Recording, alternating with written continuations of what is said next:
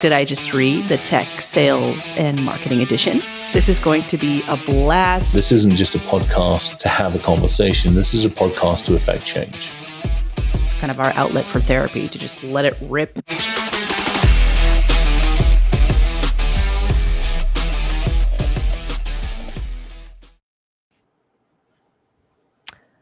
Good morning and welcome to another episode of What the Fuck Did I Just Read Tech Sales and Marketing Edition. It is a very special day today because it's almost Thanksgiving. And we have the one and only Maria Graham on, and it is for good reason, right, Maria? You betcha. You So, betcha. Not only that, you betcha. We're gonna have to adjust the intro screen as well. I just remember, that's gonna have to be. We will have to adjust the intro screen. Reason being, folks, I would like you all to welcome our new co-host, Maria Graham, who will be joining the WTF pod every Wednesday to talk about all the shenanigans in our industry with regards to messaging and outreach. So, round of applause. Maria has Totally. I mean, you deserve it. Fantastic. I mean, you're on every episode anyway. I'm so excited. I'm so excited. Like, I told my whole family, all my friends are going to listen. I'm so excited. Well, we're gonna have some fun on this one. Yeah, definitely. You realize when you turn up at like these conferences, I can now not only be the one that's like, oh god, it's him in the room. It's gonna be like, oh, she's in the room. It's gonna be awesome. I'm so excited. It is gonna be awesome. So thank you guys for asking me to do this. I'm honored. I'm super honored. Totally welcome. Now it's officially a tech sales and marketing edition. Now we have I guess it really is now, isn't it? We got everything going, which is great. I'm loving this. Yes. All the angles. It's going to be good. It's going to be good. We have a lot to cover today. How it's going to work. It's largely the same, folks. So we're going to go through what's going on with us very briefly. This is what's going on with us right now. We're going to tear things down that we see online, which are what the fuck moments. We have quite a lot this week to cover, so we're going to try and hustle through that. And then we're going to build it back up and send you all on your way with imparting thoughts. That's how it works. If you do, as always, if you do have questions, comments, feedback, want to come on the show and talk to us, ask us questions, validate anything, by all means, just drop a comment. We'll bring you on. Or if you have questions, drop a comment and we'll address that on the podcast. I want to dig in already. So, Chris, I'm going to bring up the screen. We'll talk about what we experienced this week, which has Let's have the conversation, shall we? All right. So this is a topic that I think is near and dear to most of us, and it isn't just because of our industry. I mean, we've all seen it, we've all had it. It's the telemarketer sales call. So that's one issue. Now, the challenges, as most of us have done, if it's not in our area code for the last couple of years, we've been like, yep, don't recognize it, click. So folks have gotten a little smarter, and they've got really? Are you complaining for me? Milo is down here agreeing, by the way. Folks have gotten a whole lot smarter. And they've decided to use basically local dialing numbers. So a number that's not in use, they can spoof their number to look like the other number. There we go. Oh, good. Oh, that's got a lot of blobs in it, hasn't it? Yeah. Yep. That's got a lot of blobs. Yeah, we did blob out. There was a big part of me that did not want to blob out the innocent. They're not really innocent, let's face it. They're guilty. So let's hit this one, because this one came into the inbox and it hit me for a couple of different reasons. One, because the first point was, hey, I tried to call you earlier, as you can see. So that was the very first piece of the intro, was, hi, I tried to call you. And now, if somebody says that, more often than not, it's like, I probably went to robocall or roboblock on whatever, any of that kind of stuff.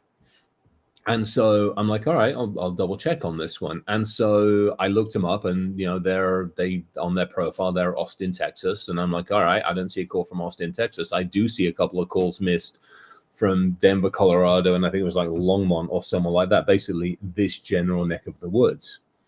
And so yeah, as you can see on this one, did he actually try to call or not in the case? And then we got a whole bunch of backpedaling and a whole bunch of, it looked like my auto dialer. And so I called them to task on it. And the challenge is, if I start looking at my phone and I start taking a look at my, my recents, especially my mists, there are so many local calls that have been missed. Now, I'm used to that from insurance sales and car sales and all the other crap that we see in a regular life. But when our industry leads off a conversation by lying where they are, that is a huge problem. You're expecting me to trust you with my information, my conversation, my money, my company's data, all this other stuff, and yet you can't start the conversation off with truth. I have a huge problem with that.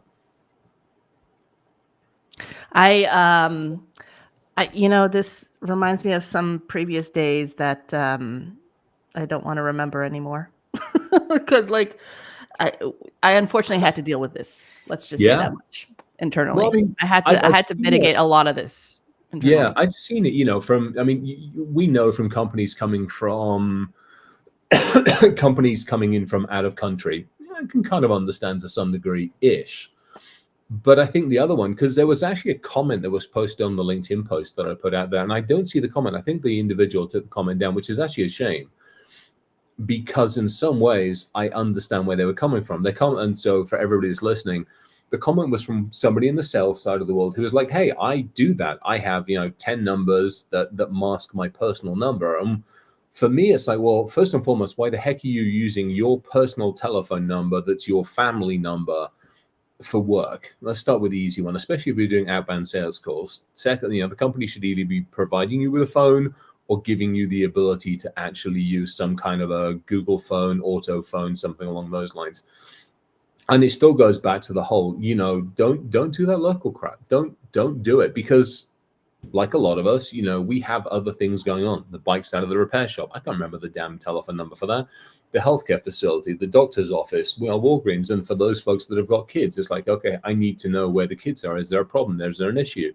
So yeah, we pick up local numbers. And then the next thing is I get some arsehole on the phone trying to sell me a new freaking firewall. So tell me what happened next. Sorry, Maria. No, go ahead. Yeah, I did a LinkedIn post on it, so folks can see the LinkedIn post on it. I called out the company. I wasn't an arse about it.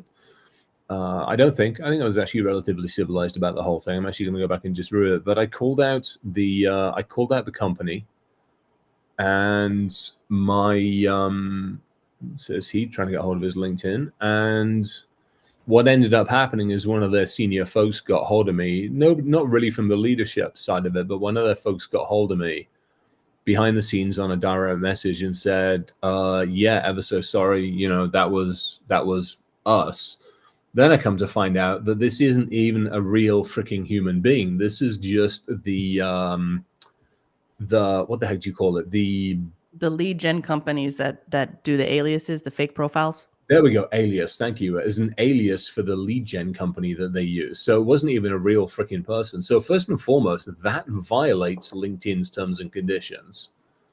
Mm-hmm. I have yet to report it. I'm tempted to, but to their credit, they at least came to me. But secondly, they said they were going to take it internally and go deal with it. Now, my preference on dealing with it is, number one, I hope they're freaking listening to this. And number two, dealing with it is put some fucking truth and honesty on this. And for crying in, stop with that shit. You got a lead gen company, then stop giving them aliases. Because guess what? We connect to people. And first and foremost, I just hit my 30K limit. So how many of those are fucking aliases for people that can't be asked to actually do their own jobs? So there we go. Mm-hmm. Maria, you were going to chime in. Yeah. So I think there's a couple of things. First of all, you're right. You can't start a conversation by lying. So the thing is okay, so let me start over. A lot of companies give SDRs, BDRs, or even third party, if you're contracting out to some of those folks, the VoIP programs that they're using, it's just a toggle. Turn it off. You don't need to have it on. That's the first thing. I don't know that a lot of people know that that's an option. I know that 5 years ago when I started using our VoIP, I didn't even know it was turned on. And somebody said to me, "Are you in Colorado?" And I was like, "No, I'm in Michigan." And I didn't know. I didn't know it was turned on. I didn't know how to turn it off. So I think it's something that a lot of people don't even realize is happening. I also think it's something that 5 years ago people did a lot more frequently, purposefully. I'm not really sure why. I don't think it works. But I think that if it's more of an awareness thing. I understand why a third-party contracted SDR company needs to have an alias from an email perspective, because that's how they tie into our systems. Like my BDRs, we use a company, a third-party company. Nowadays we do, and they have a NewSpire address. So that's how they send out their calendar invites. That's how they tie into our domain, so we can chat and strategize and all that kind of stuff. But if anybody were to ever ask them, they'd say, "Oh, I work for XYZ company." All their LinkedIn profiles say I work for XYZ company. So there's a right and a wrong way to do these things, and starting with a lie isn't the right way, I don't think. So, and what does it accomplish? What does it matter where you live? We're all remote anyways, so who cares? Yeah, exactly. That's a good thing to me. Yeah. And then the other thing is, when it happens to me, I immediately jump to, if I get a local phone number to my phone and I don't have it saved, I immediately jump to something happened to my kids. It's the school, or it's the daycare, or it's the doctor's office, or something's going on with mom. I immediately go into like worst case scenario. So that's the other side of it that kind of sucks. See, that's interesting. There are those implications. And then what kind of upsets me, and maybe this is naive Danny speaking, or utopian, like I want things to be in an ideal world here, are the ethical implications, right? Like we're dealing with potentially risk of damaging the brand, risk of damaging people's jobs, risk of impacting people's personal lives. But beyond that, like, we're trying to help the industry. And this also ties into what we're going to talk about in the next example, which is awesome too. But we're trying to help the industry. We're trying to change things. Like if we continue with these shitty tactics, how are we getting better? How are these lead gen companies who are creating these aliases helping the salespeople or the sales representatives get better? Like it's not. It's just enabling them and not teaching them how to do things correctly. Like when I think about it that way, like we have to understand people on a deeper level. We have to communicate with them. And so when you're getting these lead gen companies and you're kind of leading with lies, how is that helping the very people trying to protect the world, you, Chris? And how is that helping the salespeople trying to make money and also feed the family and also get better at what they're doing at scale? You know what I mean? So the problem is it just isn't. What we're doing is we're using the scammers' tactics. Yep. And that sucks. I mean, these are tactics of the scammers. Ali and I were talking about this the other day. And the simple fact is the scammers are better at it than we are, and we're just learning from them. And to talk about learning the wrong thing, and Avi's talking about stuff on here. He's like, "Hey, I block everybody that's not in my contact book." Well, that's great, right up to the point that, to Maria's point, one of the kids is over at a friend's house or something like that, and something happens. They try call, well, it's blocked. Now you're screwed. Or it goes to everything I do goes to freaking RoboKiller. Everything goes to RoboKiller, and rarely, if ever, do I pick up the damn thing. And yes, if they're in my contact, it might ring through, but it's kind of haphazard on how that works as well. And it just sucks. It's not only we having to protect ourselves against scammers, we have to protect ourselves against our own industry. I mean, really? That just sucks. Yeah. Has the use of aliases or fake profiles, and let's just say like, other reps who have led with lies or whatever, somehow impacted you, Maria, in your role?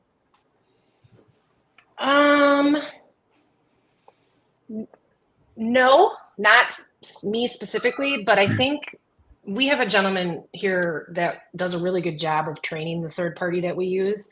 They can sell NewSpire like they are a direct employee of NewSpire. And it's, to me, what they're doing is what I do for other people. I become an extension of their team. We don't have enough people to do all the outreach like that. So we have them act as an extension of their team, of our team, if that makes sense. So I've had nothing but really positive experiences in that world. But again, it's not, I don't feel like it's as cringe as what is happening elsewhere, because they're pretty transparent. The only alias they have is a NewSpire address so that we can set calendar invites and all that kind of stuff. And also they kind of have to, because it's really confusing to say, "Hi, my name's Kaylee, I work for this company, but I'm calling for this company. You can't do that on a cold call. That's not going to work if somebody does pick up, right? So I think there's right and wrong ways to do it. I do think that these third-party folks are super impactful for organizations like me. But it has to be done correctly. It's not a set and forget. Just like a SOC isn't a set and forget. You got to train us to be a part of your team. So if companies like a Newsfire or whoever, anybody's going to use these third parties, they have to train them as if they are an extension of their team. They represent you. They represent your brand. They need to do things ethically. They need to do things correctly. And more importantly, you as the seller, I think it's really important that you establish, it's a lot harder when it's a third party to establish a personal connection with that SDR that's working with you, but they're the first, that's the first impression of me, right? Is the engagement that they have with a potential buyer. So it's really important that they understand how you as a seller like to conduct your book of business and how you want the outreach to look. So I think I can see where it would fall off the rails real quickly. But I think if it's done correctly, it's a super powerful and positive way to start that top of the funnel kind of outreach. And that's a compelling statement, is like, we do the work to train the actual company we work for. Huge. Yeah. I mean, I think this again, it goes back to, and Abby's saying the same thing. It's, I've seen it too often, and I'm going to name the name. I've seen half a dozen companies repping Dell.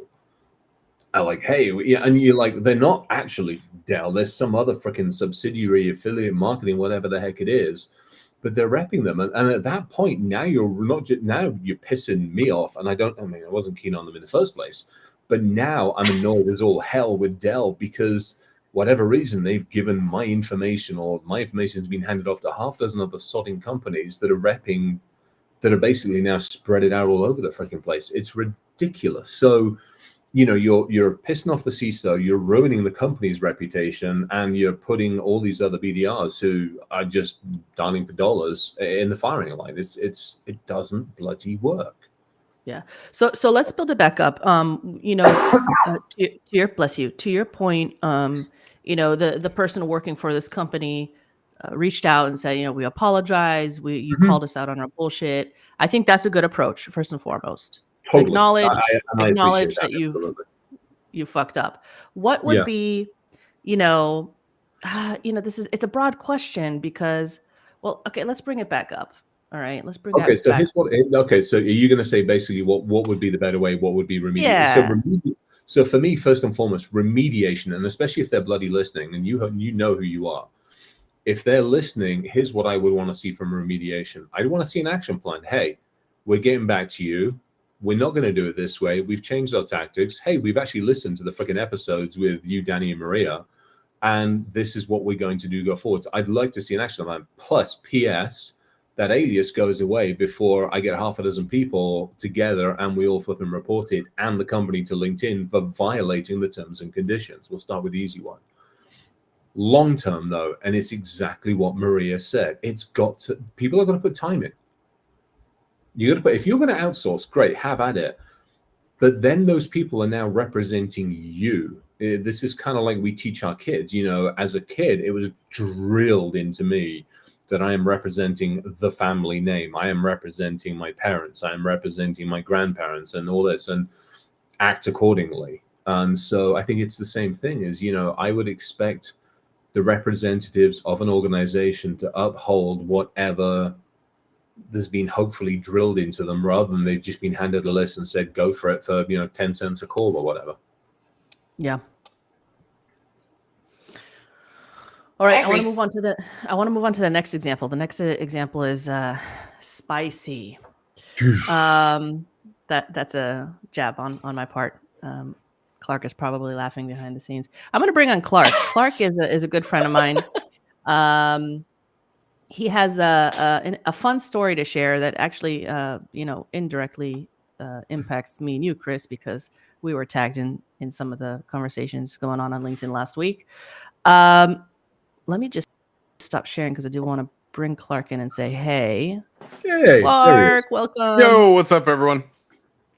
Hi, Clark. So if nobody knows who Clark is, go follow him on LinkedIn. Go listen to Demand Gen Therapy. It's really therapeutic. It really is. Awesome podcast, new podcast out there, dropping truth bombs there. I love it. No filters. This is what we need. Again, Clark is a good friend. Clark, please welcome to the show. Thank you very much. It is awesome, as always, to be with you guys. Things got a little spicy this week, to say the least. So really, Chris and Maria, really curious to hear your thoughts on this. So apparently there's a company that does AI assistance for emails, right? I'll name them Lavender. And so they put out a video that was basically hypothetical cold outreach emails. Yeah.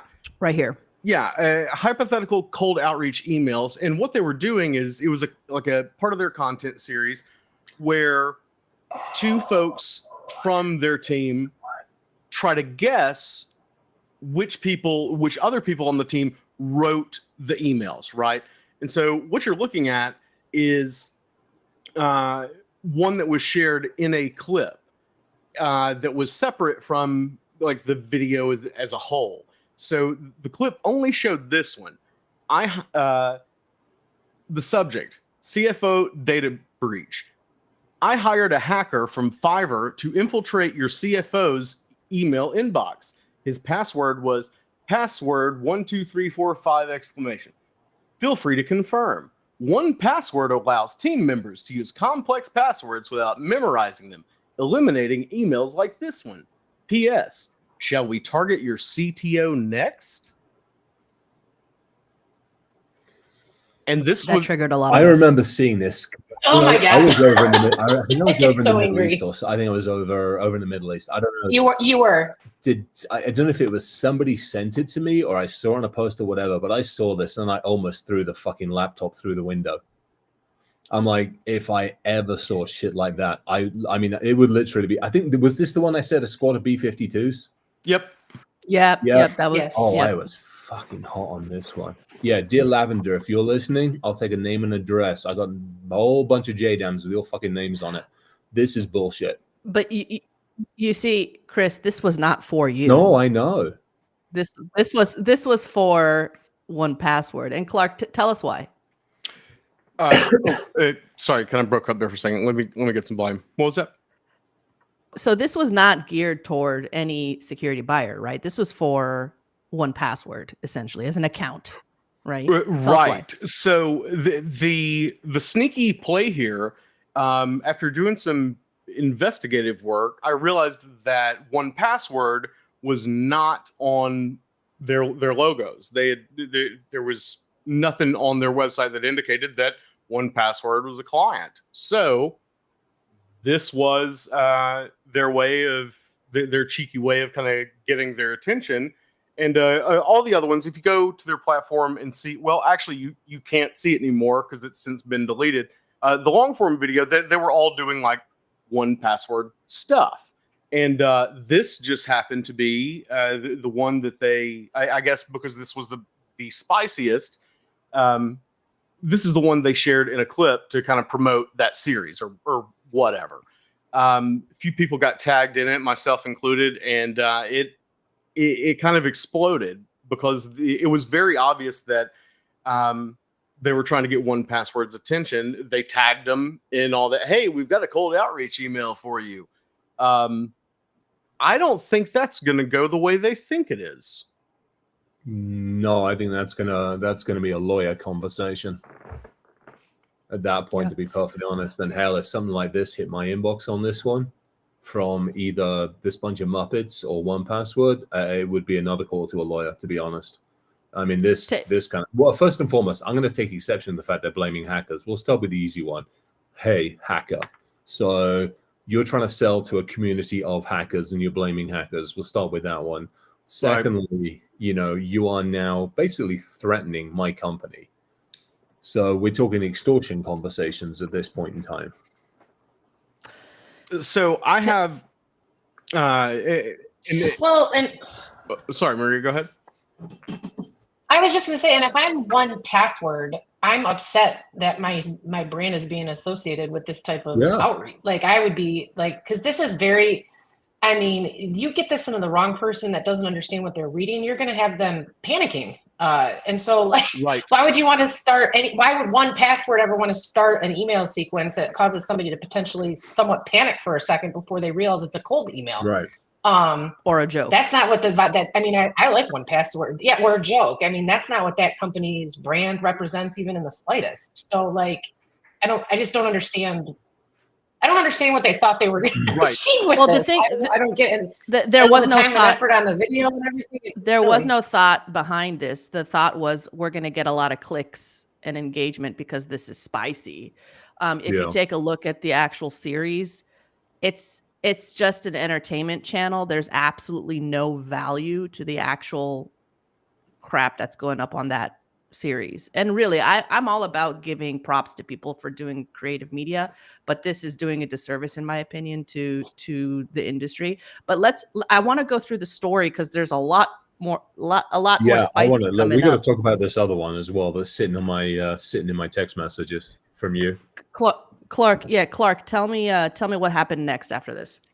Yeah, so after this, kind of started to explode on their page, I got a couple of messages from folks going, "Oh, you commented.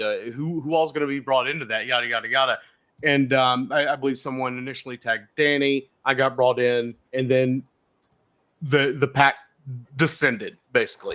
And so what I did is I actually made a response video to this.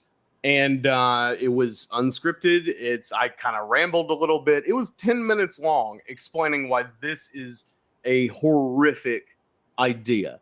And the thing is, I didn't have any intention other than just education, because what you're going to run into is someone might look at this that doesn't have a lot of experience in cyber, or they might be outside of cyber trying to target someone in cyber at a different company. They may look at this and not realize that it's a joke or just hypothetical or whatnot. And then you run the risk of them actually doing it. Mm-hmm. And that's where it gets really, really problematic. And so I made a video, and Lavender actually responded to the video. I think, yeah. Yep. Yeah. So these were the comments, and throughout the video, I did have the best of intentions. I was very kind about it, and I basically just said, "Hey, look, I love you guys. They legitimately do have a really cool product. They're doing some really cool things in the way they're promoting it and whatnot. Like, respect. However, this was not a good look. And especially if you're wanting to come into this industry, take your medicine, basically. But I tried to do that in the most mindful and respectful way possible. I thought it was a learning opportunity for everybody involved. And so the response was, if you're going to add us, then can you at least respect our time and get to the point? And that was from their official account. Yeah. And what you're looking at now, this was actually on the original video that everybody was tagged in, that everybody started to comment on. Yeah. You can see myself, Danny, and Chris got tagged. And I don't know what this is. But if it says, if anybody is stupid enough. Yeah, it says, if anybody's stupid enough to not realize that this is a joke, then they probably didn't have much of a career in cybersecurity sales to begin with. Like, would you like a shovel to dig that hole deeper for yourself? This is when I had to step in and say, okay, look, this is probably the first and the last time, maybe not the last time, that I'm actually going to call someone snowflake. But I mean, they set themselves up. Come on, like this was just, come on, guys. Like, listen, you didn't at least listen to the feedback Clark gave you. You're insulting two marketing and sales professionals in cybersecurity who actually do this for a living, who understand the audience, and you're insulting Chris Roberts. I mean, come on. Like, if anything, that's stupid. Well, and who responds that way? Nothing that Clark said was aggressive. Right. Nothing. I watched the video, Clark. Nothing in there was abrasive. It was all well-intentioned. It was professionally done. Like, it was not, there was nothing like you weren't going in for a kill, right, is what I'm saying, right? So who responds with constructive criticism with this? I mean, it's like angry. It's like watching my Josephine get mad at a like, it's like a 5-year-old's response. It's ridiculous. So this is, by the way, this is by no means like, we are not out to get Lavender. We are not out to get these people. No. But what we're trying to do here is educate. And it might be a strong lesson for the folks at Lavender, because there are consequences to how you behave online. Okay.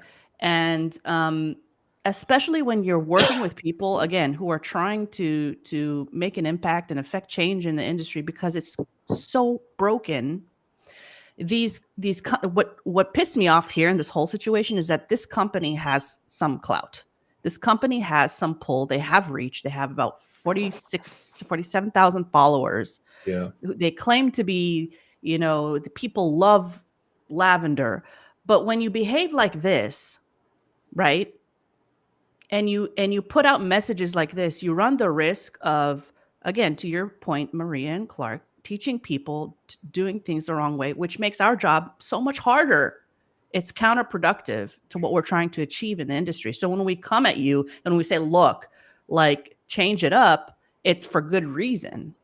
And when you don't listen and you just insult the very people who are trying to help and give you the feedback and improve and say, hey, look, you fucked up, like, change it up. You come on, what the fuck did I just read? Yeah. Well, and I think with anything like that, with 47,000 followers, you're in a position of great power, and power needs to be respected, and use it respectfully and set an example for the people, the very people your tool is geared towards sales and marketing people. We're in a paradigm shift in the industry where there's a ton of people like me, like you, like Clark. There's a ton of us that are trying to try and kind of change the way things are being done. And it's counterproductive, because there are people trying to do it the right way. And that's what the successful sales and marketing people are doing. And then you're putting messaging out like this, and it's confusing. And what's really concerning to me is the up and coming folks that haven't tapped into WTF yet, because they're just starting, right?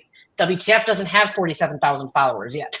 So they're seeing first and foremost this kind of stuff and thinking, oh, this is how it's done. Yeah. And that to me is what is maybe the most concerning, because I like the tool as well. So I mean, just the problem is then they run into me. You've got some people who have been told no better, know better, and that try that kind of shit, or even this other one about the Trojan, that runs into me, and then I'll tear them to pieces. So what happened next, Clark? There's more. Yeah, I think I know what you're about to show, and there's one section of the puzzle that goes in between where we're at now and where we're about to go. So it started circulating throughout their organization, whatnot. It's everybody's going back and forth and trying to figure out, I guess, damage control on their side.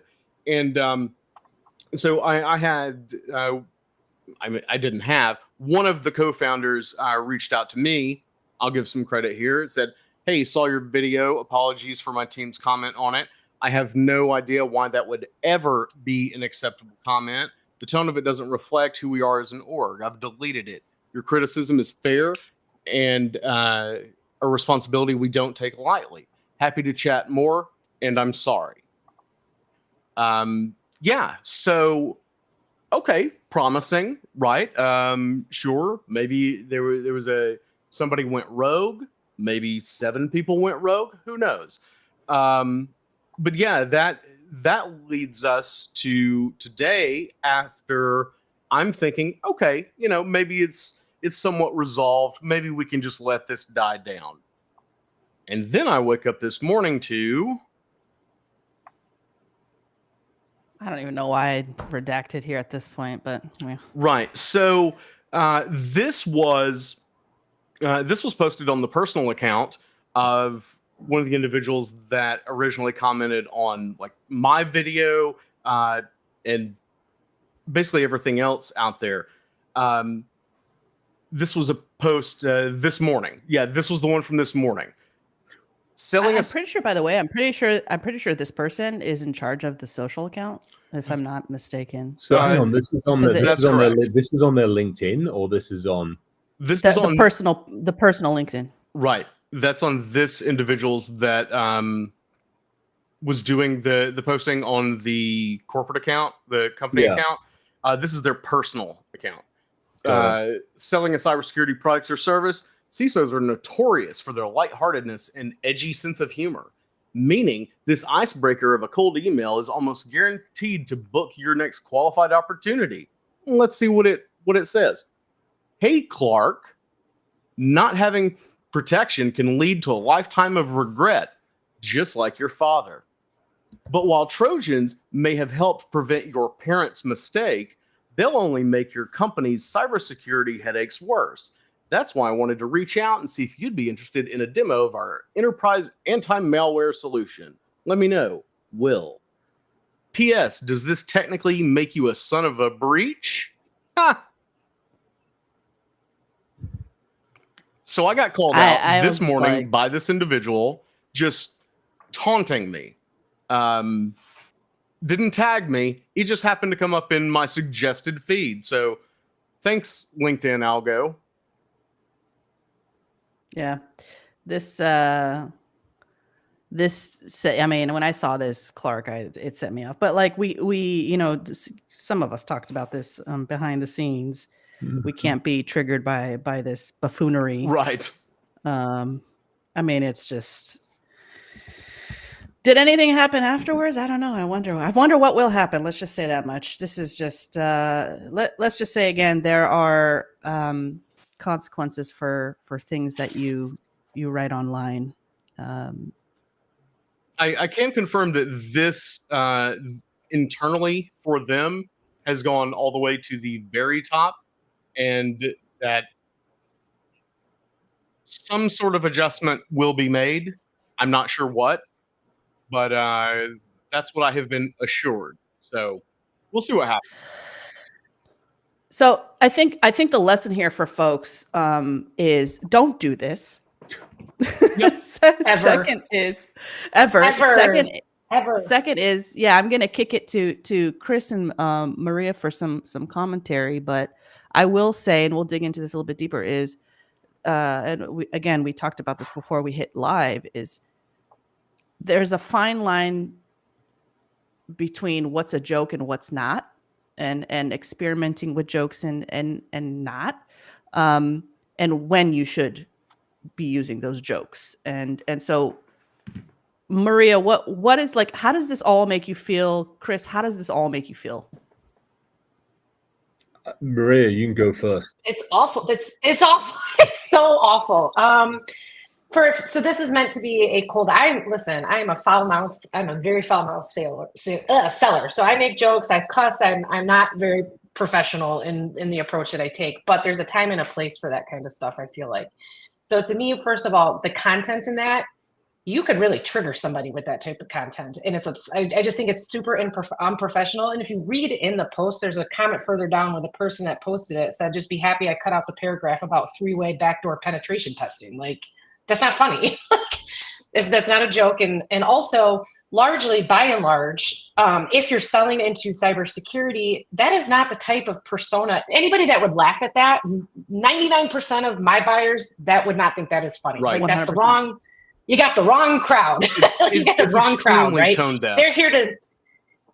It's extremely tone deaf, and I think just in general, the people we're selling to in cyber their mantra is they have a noble mission. Their mantra is to defend, to protect, and so this is like kind of taking the conversation in a way they don't think that way. So it's just not funny. The second thing is you can't be funny on a first email, like you just like to that extent. You can't even be that kind of comedy is not appropriate in a first email. They don't even know who you are.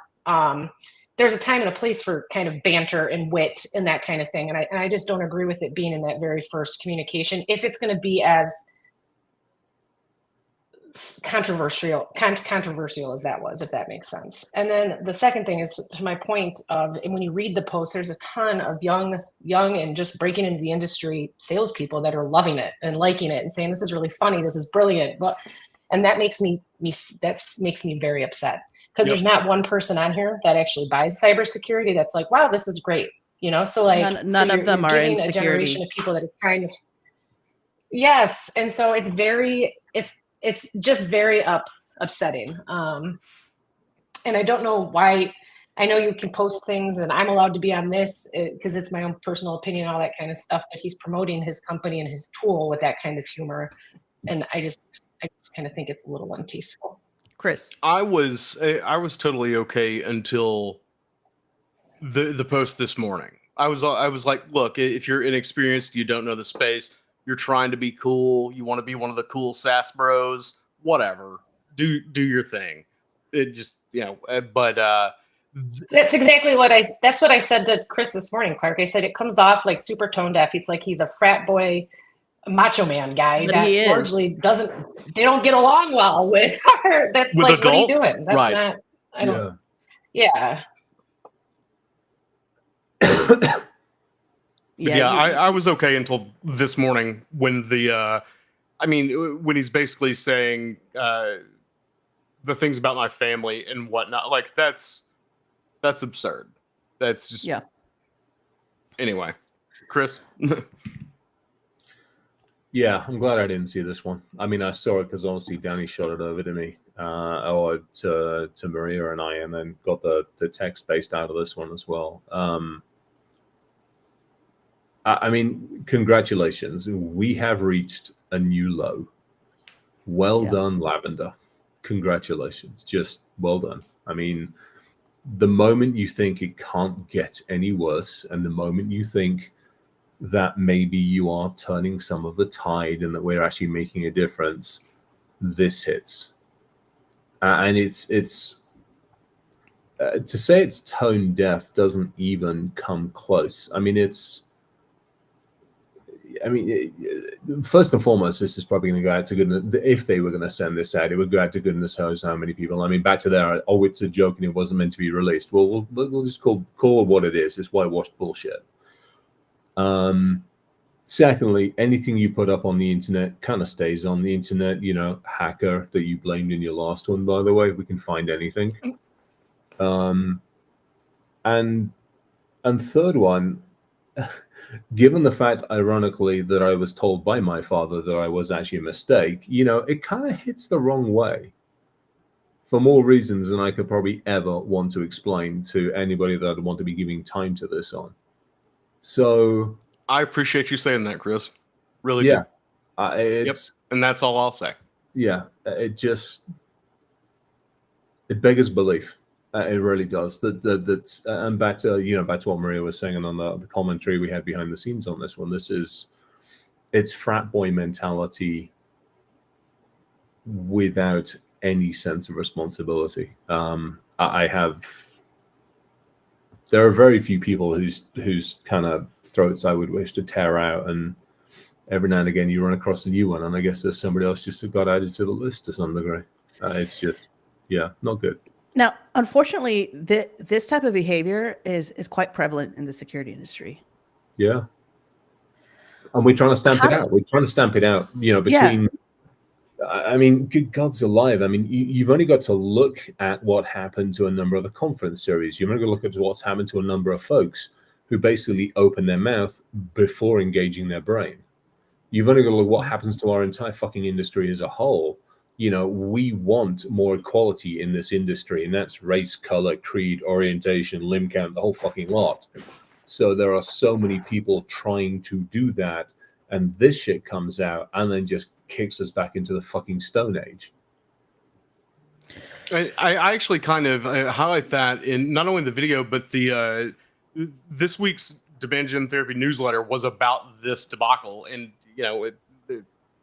how it fit that narrative. But also, I highlight that organizations like the Cybersecurity Marketing Society, organizations like that have spent years training and mentoring and like trying to do the best work possible, well-intended, hard work to work on this uniquely, like historically and uniquely strained relationship between vendor and buyer. And it's this type of shit that just, like you said, just blast it back to the Stone Age. Yep. I'm curious, to kind of, I don't know how much Lavin, because obviously they're not selling into security. They're selling into CMOs and CRO offices across industry, correct? Is it possible that they just maybe they don't understand that the cybersecurity space is very different from other spaces, where I'm just trying to, because from what I don't understand. I mean, can you think of any industry? Yeah, it wouldn't work in any industry. No, and if it does, yeah, you're right. I mean, I hate not being. You're right. Yeah, I mean, it's just not. I mean, scratch that thought. Yeah. You're right. I mean, maybe the stockbrokers, and that's about the only ones I can think of that it would even come close to. I mean, this shit in the military would get you out on a fucking 20-mile run and lapse. I mean, it's just fucking ridiculous. I don't at all blame you, Maria, for like the mental gymnastics we're all having to do, because because it doesn't make sense. Baffling. I don't get it. It's baffling. Exactly. Like it doesn't make any sense. And like, I've been trying to make sense of this since it happened, and the only sense I can make of it is they're stupid SaaS bros. Like, that's it. No, this guy, it's clear. I took a look at his profile a few times. This guy, I don't know if he wants to be the next Mr. Beast or whatever, but like, this guy is clearly doing this for the clickbait, is clearly doing this for the engagement. He's trying to be polarizing, but really he's being insulting and fucking chauvinistic and gross. And he cares about the money. He doesn't care about the mission. It's very, very clear. He jokes about it in his profile. Oh, I like money, blah, blah, blah. It sounds like, jokes or satire, but my parents taught me something growing up is behind every joke, there's a little bit of truth. So I want to get to the more proactive part of this whole ordeal and shit show is, at what point is it okay to use jokes, and like, what is like take me through the process of deciding when and how to use humor in your outreach. What guides your choice? And Chris, you've done sales too. Clark, you've done sales. Oh yeah. Like, at what point? Like, let's kind of drill down into that. I'm not even going to go into the alternative approach for this, because this is just an X altogether. Let's just talk about like how to use humor well.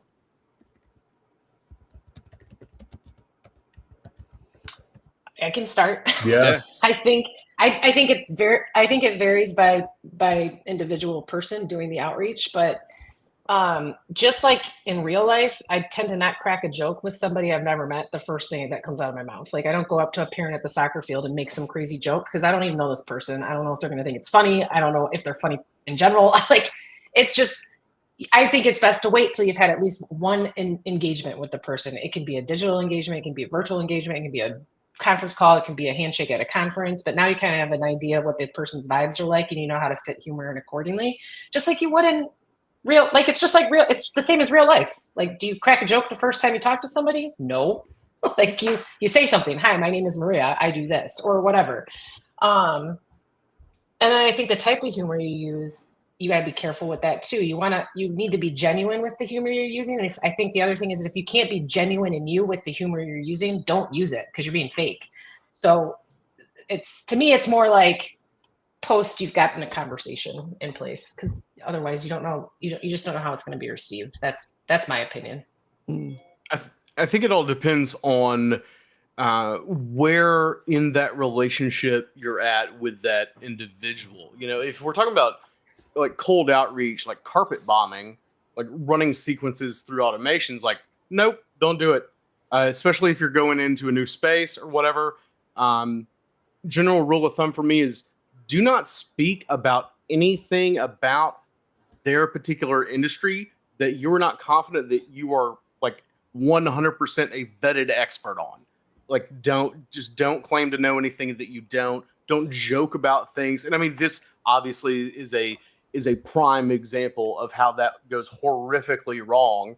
But yeah, I see this more of a one-on-one thing, and it's more of a personal relationship. If we're talking in terms of like copy, or just on pages or in messages and emails and whatnot, what's the ROI on that? What's the point? Like, are you just trying to be clever? Because like in this space, do you want to be known as the cool, clever kids, or do you want to be known as the organization that like just communicates their value proposition effectively and gets the buyer the information they need and reduces as much friction as possible? I think. What do you want to be? I think the problem on some of this is we have some very prominent people in, shall we say, leadership positions and prominence because they own companies that own social media that are, as nice as I can put it, absolute dickheads. And they managed to get away with it to some degree. And I think what's happening is it's setting that bad example. It's like everybody else is like, well, if they can do it, so can I. If they can be the asshole, then so can I. If they can get away with this, and I'll try the same tactic. I'll rubbish everybody. I'll disparage everybody. I'll be the dickhead. I'll do all this stuff because it worked for them. It's unfortunately, you see that. And I think this is potentially an example of that. I mean, I don't know what it is. It just absolutely beggars belief, to be perfectly honest. Yeah, when we as marketers are preaching be authentic, that's not what we mean. We don't mean be yourself, if you're that kind of person. I think it's the other thing is probably as well, if that is who you are as a person, y'all probably need some fucking help. There's other things too, though. I guess I'm thinking through this, and there's a few companies out there that use humor not in outreach, but in like white papers, right? Like there's a company based in Denver, Red Canary, did a thing that I loved because I'm a Taylor Swift fan, and they did, when Taylor Swift went to Denver, they published a white paper and they put her song lyrics into all of the threat updates for the week or something like that. And if you're not a Swiftie, you wouldn't get it, but I sent that to everybody and was like, this is amazing. I love this. And it was actually called, "This is Why Swifties Should Work in Cybersecurity." That's what the title of the white paper was. It was topical. It was relevant. And like, I mean, Danny, did I not lose my mind over that? I was so excited. But it was funny, but it was done correctly, and it was topical and done in a way that is not offensive. Yeah. Maria. And so there are ways to do it, but a spray and pray sequence with any type of humor that's going to the masses, that doesn't make any sense. Because those subject lines are going to be like the clever hook. No one's even going to open it. Mm-hmm. Maria, Sorry, at this Danny, point, at this point, I'm a Taylor Swift pro, and I didn't know anything about her before our chat message. You're welcome. Like, that's all I see now is Taylor Swift. I can't unsee her. She's everywhere. I broke your algorithms. I swear. Seriously, it's scary.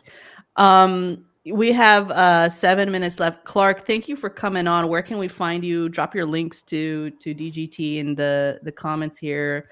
Go follow Clark if you haven't done so already. He has a great newsletter. He has very valuable content for those who want the no fluff approach to doing things in B2B. I'm a proponent. I'm a subscriber. Love it. Learn a lot. Thank you for coming on. Absolutely. Thanks, everybody. Yes, I've heard great things, Clark. It was nice chatting with you. Yeah, absolutely. I'll drop all my info here. I loved it as usual. I would love to chat with you guys anytime, and hopefully we can start to gain some ground back here. I think it's conversations like this to kind of put forth a front to just go, no. I will gladly die on that hill and be a gatekeeper to protect this community from bullshit like that. No, that's appreciated. Thank you, Clark. Like, heavily appreciated. Thanks, Clark. Thanks, everybody. Take care of you. Spicy, did I say? I mean, there's not enough caffeine in the world to deal with that. but let's just say I just You almost can't even have like an intelligent conversation about it either, because it's. Well, I mean, I think that's it. It literally, and I ended up, I just commented on Will's post. I'm like, literally, congratulations, you just plumbed new depths. Well done. Because I mean, it's just, I mean, something like that turns up in my inbox, or something like that turns up in any. I mean, that's just no. Sorry, not sorry. No. And I just posted it into the Tinkerers as well, so it's now sitting in front of a few other. Oh, yeah, a few. Yeah. When you 600. Yeah. When you get into the Tinkers. Yeah, I don't get it. I really don't get it. Yeah, it's I just beggars belief. I mean, there's a lot more I want to say and a lot more I could say. And quite honestly, if Will or any of the Lavender folks want to come on and defend or have an actual intellectual engaging conversation, have at it. But yeah, I can't see any time or place where this works or should work or has a cause to work. And again, even if it does work with people, to me, and it's not just I've got a sense of humor failure on this. This is, I mean, Maria, to your point, there are times and places to have some fun. No ifs, ands, or buts about it. I do it enough on my own. But I think it's. I mean, I wouldn't expect this from anybody I know. I mean, this isn't even. It was the content. I mean, it was the content. It's crass, and quite honestly, it also sticks a dagger in my heart, to be honest, as well, directly. So it's one of those where you're like, I don't get it. So anyway, yeah. So I think imparting thoughts here. I'll kick it off. Lavender, do better, please. I respect SaaS tools. I respect communication tools. Do better. Vet out who you're hiring just across the board, not just for Lavender. Vet out who you're hiring, what their intentions are, what their experiences are, and vet out your strategies. Because if you're going to go into specific verticals, understand who those people are within those verticals, like cybersecurity or healthcare or FinServ or whatever. You have to be very careful. You have to understand who those people are, their behaviors. The nuances there are very unique to specific industries. Do the work, do the legwork before you kick it off like that. Or if they're going rogue, put them in their place. I just say, like, across the board as an industry, also just do better. I don't know how. I mean, we're trying, but this one was hard. Chris, Maria, imparting thoughts on the honest before we sign off. Go for it, Maria. The thing for me was, in addition to just the person that posted that, I would implore, like, leadership should really take a look at that messaging, because my brain immediately went to what's the culture at that company like, because I would not want to be working with that person, because I don't find anything in there funny or appropriate. And so what kind of image are you trying to, have your company? I mean, people with social media platforms, people can say what they want to say, but he was representing the company in that post, not himself.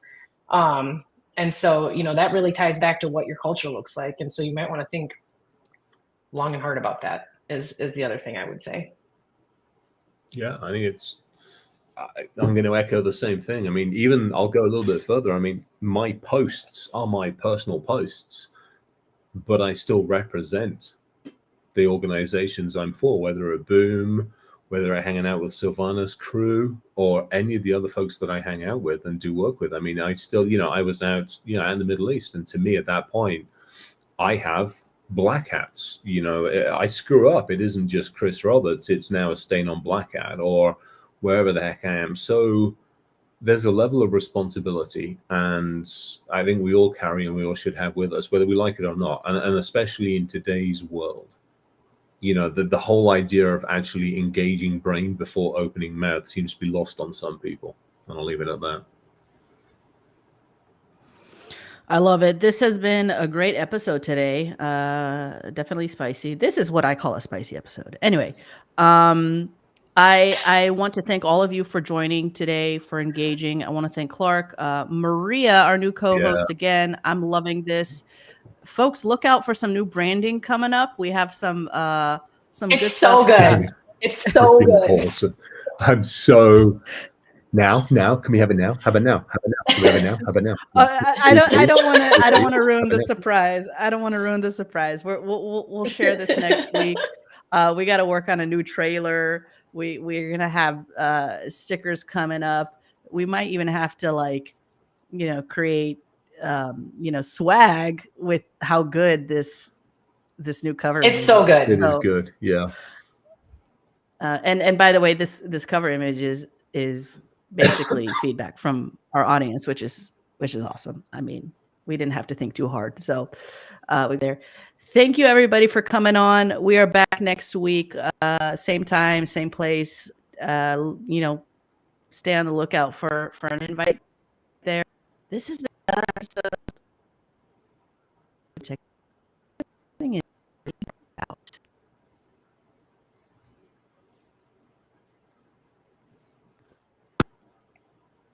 No, did my connection get lost? Am I still there? You are still here. Your face isn't moving. Your screen's not there. Oh, there we go. A little bit. And it still says live or not. It's still saying live.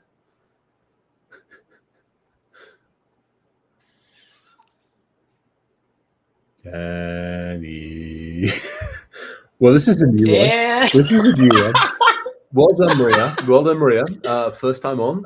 First time crash. Well, this is spectacular. Yeah. I think we're actually still. And if anybody's still watching, are we still live? I think we lost Danny. Are we still live? I think we're still live. Danny, are you still there in voice, or did we lose you completely? Oh, we lost her. We're still live. What the heck with it? Now what do we do? Now what do we do? Oh my gosh. Oh, well done. So it's just you and I at the moment. This is going to be fantastic.